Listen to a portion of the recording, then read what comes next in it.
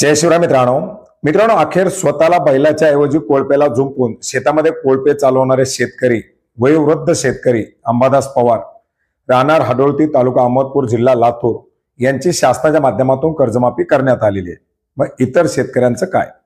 मित्रांनो, गेल्या आठवड्यामध्ये एक व्हिडिओ व्हायरल झाला होता, ज्याच्यामध्ये हाडोळती येथील वयोवृद्ध शेतकरी, वय 75 वर्ष, अगदी चालणंही मुश्किल अशा परिस्थितीमध्ये असलेले शेतकरी स्वतःच्या शेतामध्ये बैल नसल्यामुळे किंवा बैलाचा खर्च परवडत नसल्यामुळे कोळप्याला स्वतःला झुंपून शेतामध्ये कोळप चालवत होते.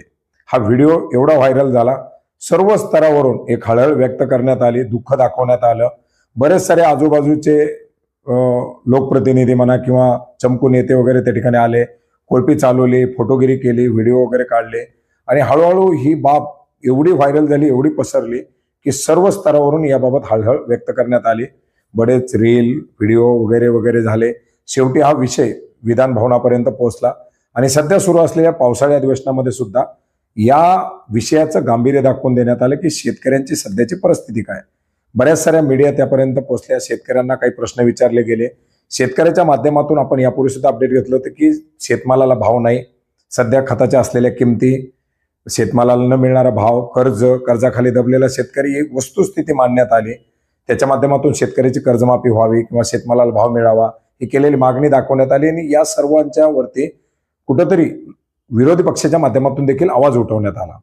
खूप सारा विषय याच्यावरती चर्चेला गेला आणि या पार्श्वभूमीवरती आता हे जे काही चाललेलं खूप सारं व्हायरल झालंय आणि योगायोग असं आहे की राज्याचे सहकार मंत्री हे त्याच मतदारसंघातून येतात.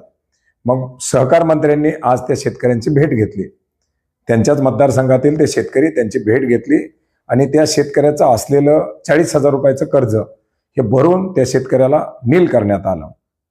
आता एका शेतकऱ्यानं स्वतःला कोळप्याला झुंपलं आणि त्या शेतकऱ्याची ही जी काही चर्चा झाली म्हणून त्या शेतकऱ्याचं कर्ज नील करण्यात आलं. पण याच्यापूर्वी जवळजवळ 700 शेतकरी हे गेल्या काही महिन्यामध्ये फासावरती लटकलेले आहेत.